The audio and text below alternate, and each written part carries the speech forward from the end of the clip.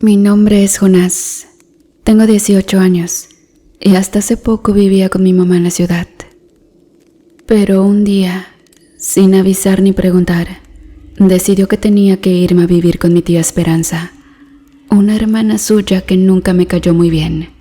Según mi mamá, era por mi propio bien. Ahí te vas a tranquilizar, Jonás, y con tu tía vas a aprender a ser hombre, me dijo. La verdad, ni le discutí.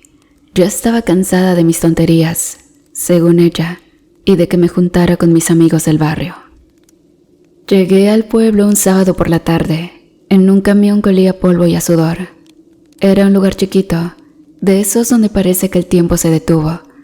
Las casas eran de adobe, las calles de tierra, y el calor apretaba como si te estuvieran abrazando con una cobija caliente. Ahí estaba mi tía Esperanza, esperándome frente a la pequeña iglesia del pueblo. Era una mujer alta, delgada, con el cabello recogido en un chongo que la hacía ver más estricta de lo que ya era. «Ponte las pilas, Jonás. Aquí no vas a andar de flojo», me dijo, nada más de verme.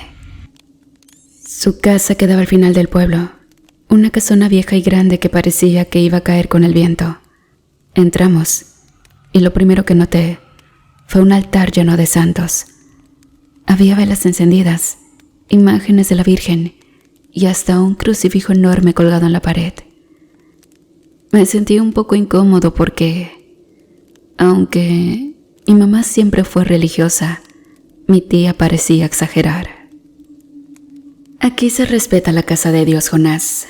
Nada de groserías ni malas mañas», me advirtió, mientras cerraba la puerta con una llave pesada. La primera noche fue tranquila. Mi cuarto estaba limpio, con una cama dura y un ropero que crujía cada vez que lo abría. Pero algo no me dejaba dormir bien. Sentía como si alguien me estuviera mirando, aunque no había nadie ahí. Me levanté en la madrugada para ir al baño, y cuando pasé por el altar, noté que una de las velas estaba apagada. Pensé que sería normal, pero al día siguiente, cuando se lo mencioné a mi tía, me miró con una cara seria. «Esa vela nunca se apaga, Jonás. Nunca». Su tono me puso nervioso, pero no quise pensar mucho en eso. Los días pasaron entre encargos y trabajos en el pueblo. Mi tía me mandaba a la tienda, al mercado, o a ayudarle a sus vecinas con cualquier cosa. Al principio, parecía que las cosas serían normales, pero algo me inquietaba. Las noches eran raras, siempre tenía pesadillas, sueños que no entendía, pero que me hacían despertar sudando frío.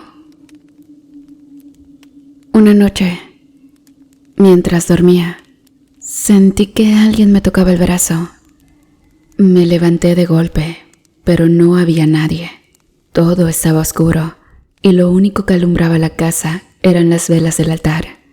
Entonces, escuché un ruido, como si algo pesado se arrastrara en el piso. Me quedé helado, sin moverme. «¿Tía?», pregunté en voz baja, pero nadie respondió. De repente, algo cayó al suelo en el pasillo. Me armé de valor y salí a ver. Cuando llegué al altar, una de las figuras religiosas estaba tirada en el piso, pero lo raro era que tenía marcas de ceniza, como si alguien lo hubiera quemado. Sentí un escalofrío recorrerme el cuerpo y mi tía apareció detrás de mí, de la nada, y eso me asustó más. «No vuelvas a salir de tu cuarto en la noche», me gritó con una voz que nunca la había escuchado. Ahí supe que algo en esa casa no estaba bien. Y bueno, después de esa noche, las cosas empezaron a ponerse raras. La casa ya no se sentía tranquila, ni siquiera durante el día. Había algo en el ambiente que me ponía incómodo, como si todo me estuviera observando, pero no quería parecer paranoico. Decidí no contarle nada a mi mamá cuando llamé para avisarle que estaba bien.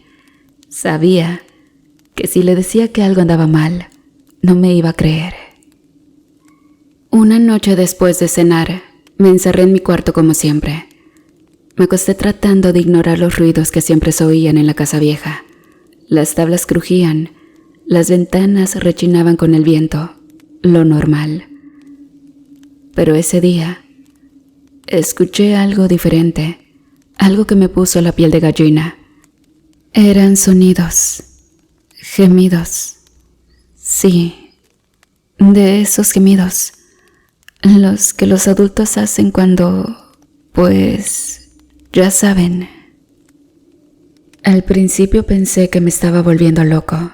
No quería ni imaginarme que fuera mi tía. Me tapé la cabeza con la almohada y traté de no pensar en eso. Pero el sonido seguía, más claro, más fuerte. No podía ignorarlo. Debe estar viendo algo en la tele, o qué sé yo, pensé, tratando de justificarlo. Pero la curiosidad fue más fuerte y decidí asomarme. Caminé descalzo por el pasillo, tratando de no hacer ruido. Cuando llegué a la puerta de su cuarto, vi que estaba entrecerrada. Me agaché para mirar por una rendija, esperando encontrar algo que pudiera explicarlo. Para mi sorpresa, mi tía estaba dormida, completamente dormida. Respiraba tranquila, como si nada estuviera pasando. Me quedé un rato mirándola, tratando de entender.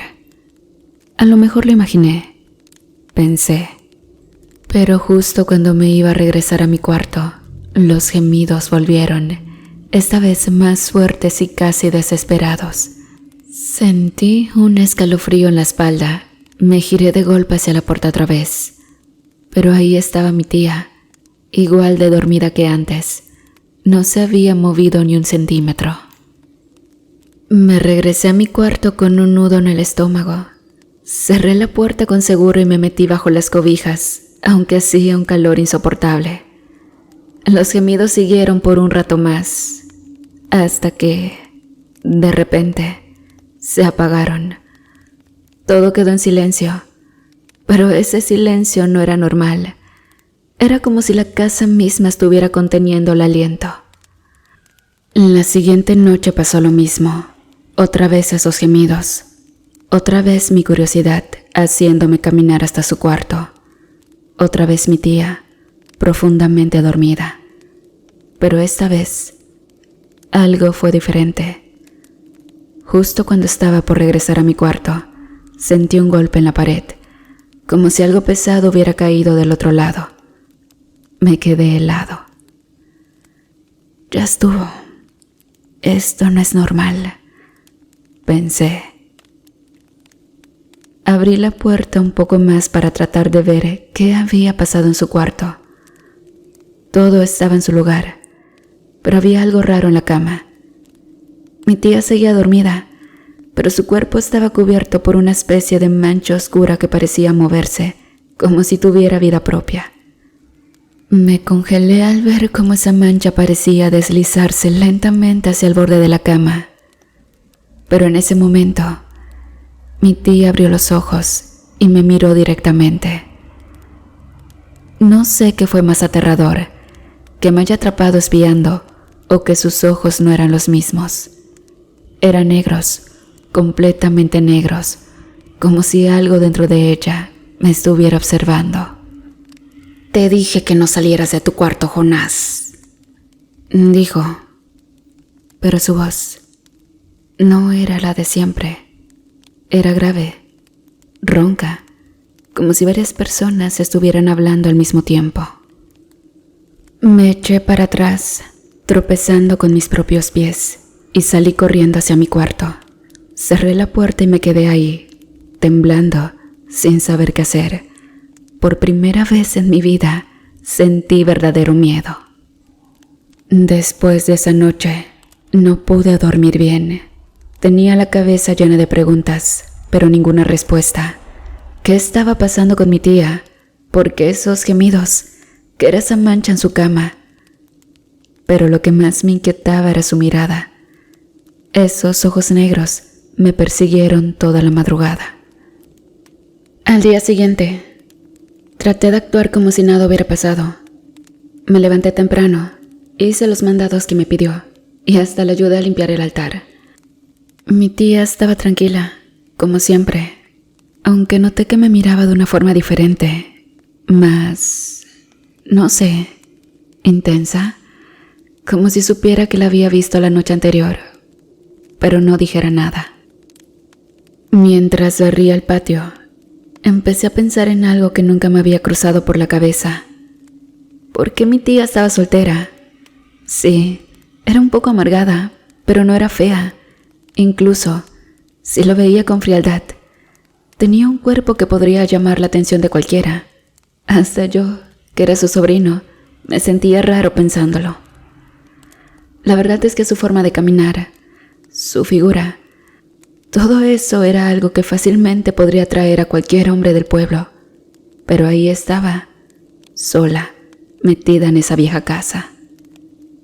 Le pregunté a una de las vecinas mientras le llevaba unas cosas que mi tía le había encargado. Doña Lupe, una señora que siempre tenía chismes frescos. Cuando mencionó a mi tía, su cara cambió. Ah, Esperanza. Esa mujer nunca fue como las demás. Siempre anduvo metida en cosas raras. No sé qué tanto hace en esa casa, pero aquí nadie se le acerca por algo.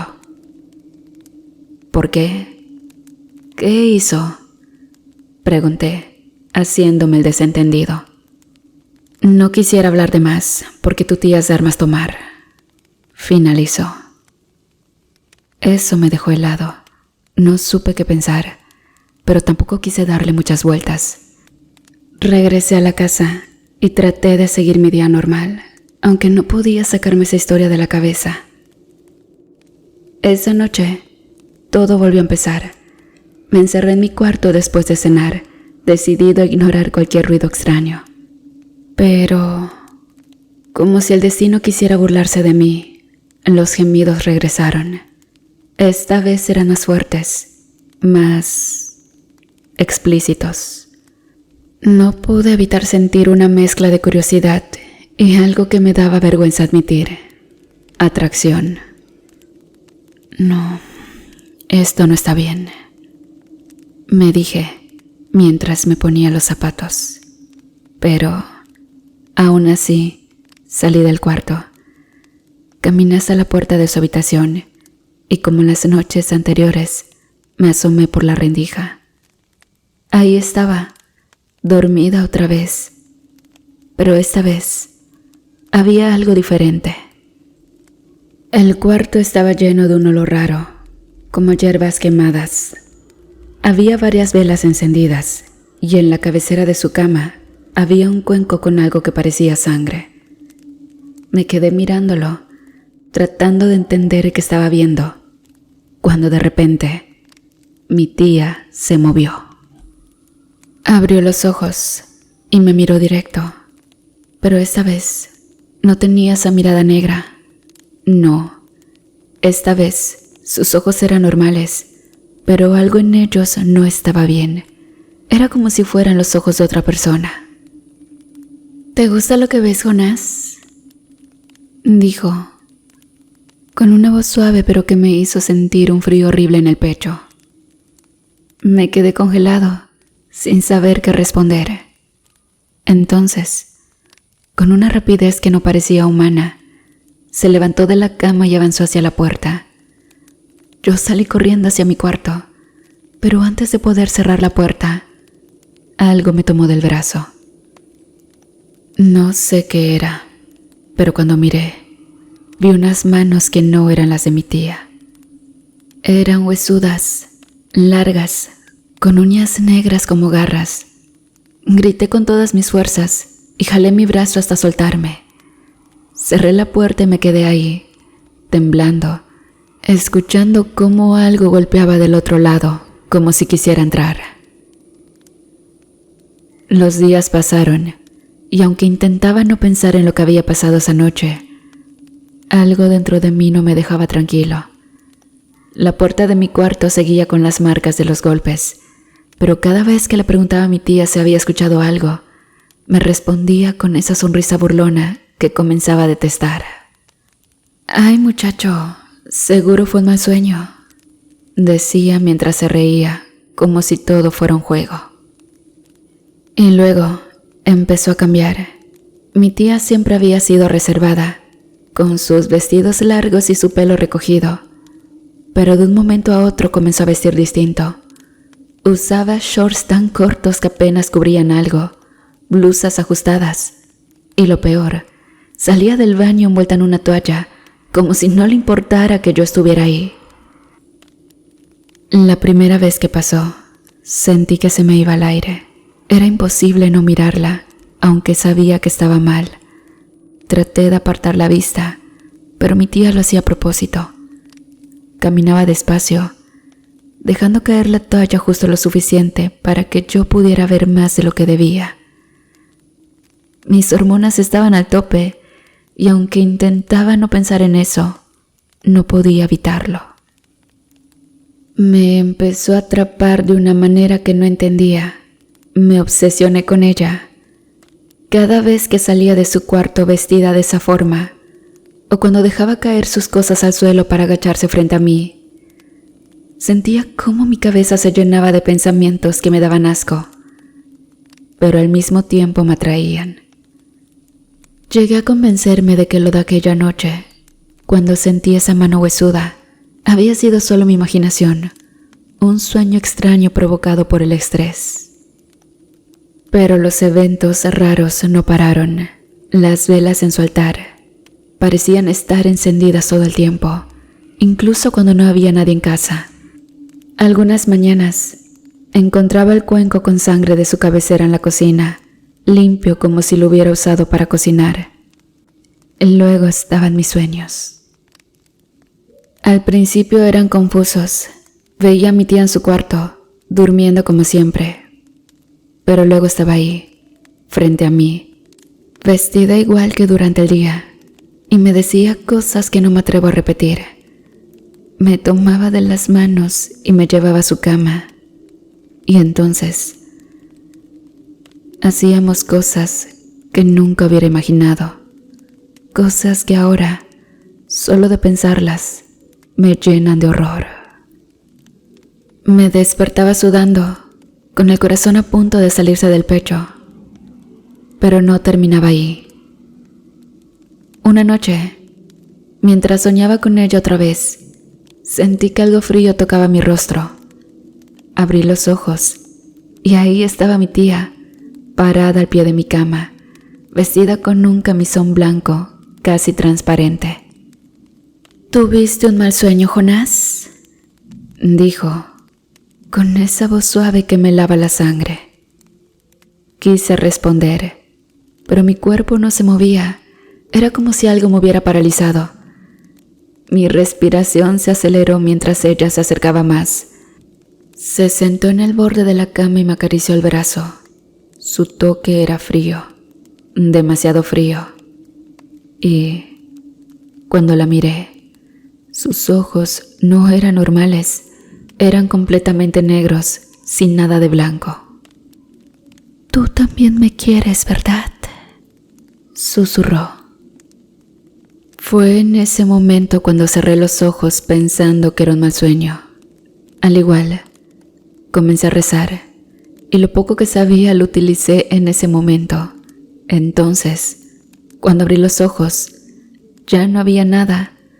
Estaba solo en mi habitación. Después de despertar empapado en sudor, me sentí aliviado al darme cuenta de que todo lo que había pasado en esa habitación llena de muñecos no era más que un sueño. O al menos, eso quería creer. El problema era que las cosas seguían igual o peor. Mi tía no paraba con sus provocaciones, y yo ya no podía soportar estar cerca de ella. Aunque trataba de concentrarme en cualquier otra cosa, su presencia era como un peso constante en mi mente. Y para despejarme, decidí empezar a salir más de la casa. Mis caminatas por el pueblo Eran una manera de escapar, pero no siempre funcionaban. A veces me encontraba recordando lo que había visto, o peor aún, pensando en lo que me atraía de mi propia tía, como si algo me jalara hacia ella. En una de esas salidas, terminé en la plaza del pueblo. Fue ahí donde conocí a don Efrén, el teporocho que siempre estaba sentado en una banca con su botella de alcohol barato. Al principio, solo me acerqué para saludar por cortesía. Pero él me miró con unos ojos tan profundos y extraños que sentí como si supiera algo de mí. Y sin que yo le dijera nada, comenzó a hablar. «Tu tía estaba comprometida, ¿sabías?», dijo, su voz ronca como si tuviera siglos sin tomar agua. Me quedé quieto, sorprendido por sus palabras. Él le siguió, sin darle importancia a mi reacción. Iban a casarse, pero su novio murió días antes de la boda. Un accidente, dicen que fue fatal, que el pobre quedó irreconocible. Desde ese entonces, tu tía se perdió. Se volvió rara, aislada. La gente del pueblo murmura que dejó a Dios y se pasó al bando del maligno. Sinceramente, no supe qué decirle. Sus palabras me calaron hondo, como si todo comenzara a encajar. Pero a la vez, me negaba a creerlo. Me despedí de don Efrén y regresé a la casa, pero no podía dejar de pensar en lo que me había dicho. Si era cierto, ¿qué tanto podría haber cambiado mi tía desde entonces? ¿Y qué tenía que ver con todo lo que le estaba ocurriendo? Esa noche, decidí que ya no podía seguir así. Tenía que enfrentarla. Si don Efrén tenía razón, entonces mi tía estaba metida en algo mucho más oscuro de lo que imaginaba. Entré a la casa decidido a hablar con ella, pero no la encontré por ningún lado. Busqué en su habitación, en la cocina, incluso en el altar donde siempre estaba rezando. Todo estaba vacío, como si la casa misma hubiera decidido tragársela. Tomé una lámpara de queroseno y salí al patio. El aire estaba pesado, como si anunciara una tormenta. Los árboles se movían con un viento extraño que hacía que las ramas crujieran como huesos rotos. De repente, los gemidos comenzaron de nuevo. Esta vez eran más intensos, más grotescos. Venían de la maleza al fondo del patio, justo donde la luz de las lámparas apenas alcanzaba a iluminar. Caminé despacio, con el corazón latiendo tan rápido que sentía que se me iba a salir del pecho. A medida que me acercaba, los gemidos se hacían más claros. Mi mente quería convencerme de que no era real, pero mis ojos estaban a punto de ver algo que cambiaría mi vida para siempre. Aparté las ramas con cuidado, tratando de no hacer ruido. Y entonces la vi. Mi tía estaba ahí, completamente desnuda, moviéndose de una manera que me dio náuseas. Pero lo peor no era eso. Estaba con un macho cabrío, una bestia enorme, negra, con unos ojos amarillos que brillaban como dos brasas encendidas. Su respiración era profunda y pesada, y cada vez que exhalaba, parecía que el aire mismo se volvía más frío. Quise gritar, pero no pude. Sentí como mis piernas se congelaban en el suelo, incapaces de moverse. Mi tía levantó la cabeza y me miró directamente. Sus ojos ya no eran humanos, eran completamente negros, como dos pozos sin fondo. «Jonás, justo a tiempo», dijo, con una sonrisa que no olvidaré jamás. Se levantó lentamente como si no tuviera prisa. El macho cabrío la miró y luego a mí, antes de desaparecer entre las sombras, como si nunca hubiera estado ahí. Mi tía se acercó, todavía desnuda, y no pude evitar retroceder. pero mis piernas seguían temblando. ¿Qué está haciendo?, logré balbucear. Ella se rió, una risa seca y hueca que parecía salir de otro mundo. Todo esto, Jonás, es por él. Necesito tu cuerpo para traerlo de vuelta. Mi amor va a vivir otra vez, pero lo hará dentro de ti. Quise correr, pero antes de que pudiera moverme, ella me agarró del brazo. Su fuerza era inhumana, como si me estuviera sujetando una máquina. Me arrastró hacia el altar que había armado en el patio. Estaba decorado con velas negras, símbolos extraños dibujados con sangre y una fotografía vieja de un hombre que debía ser su novio muerto. «Déjame ir», dije, pero era inútil. Mi tía sacó un cuchillo largo y oxidado y lo levantó sobre su pecho. Cerré los ojos, convencido de que ese sería mi fin. Pero justo en ese momento, un relámpago iluminó el cielo y un fuerte gruñido rompió el silencio. Abrí los ojos y vi al macho cabrío, pero esta vez era diferente. Su figura era enorme, grotesca, como una bestia salida del infierno. Sus cuernos eran tan grandes que parecían tocar el cielo y sus ojos brillaban con un odio indescriptible. Sin que nadie lo esperara, esa bestia ambició a mi tía y yo me quedé paralizado por unos segundos. Escuché su grito desgarrador mientras la bestia la arrastraba entre las sombras hacia un lugar que no puedo ver. Mis piernas temblaban, pero el miedo me daba fuerzas para moverme y acercarme al altar destrozado. Ahí estaba el cuchillo, tirado entre las velas apagadas y los símbolos pintados con sangre. De repente, escuché una risa grave que retumbaba en el aire. No era la risa de mi tía, ni tampoco un sonido humano. Era la voz del macho cabrío.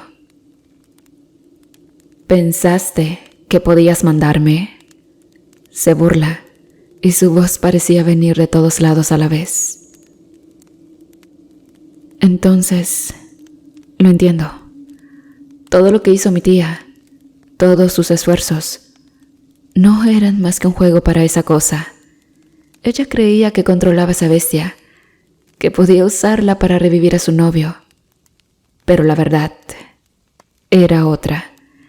El macho cabrío la había manipulado desde el principio, alimentándose de su desesperación y su odio, usándola como un peón para fortalecer su presencia en este mundo. Ahora que ya no la necesitaba, la destruyó sin más. «Tú también eres mío, Jonás», dijo la voz, y sentí un escalofrío que me recorrió el cuerpo. «Siempre lo fuiste». El aire se volvió pesado y sentí que algo se movía detrás de mí. Giré la cabeza rápidamente, pero no había nada. El altar estaba vacío y el patio parecía más oscuro que nunca. Así que en ese mismo momento fui hacia la estación de autobuses y huí de ese maldito pueblo. Y bueno, ahora vivo muy lejos de allí. Pero saben, aún tengo sueños donde mi tía me visita para estar conmigo.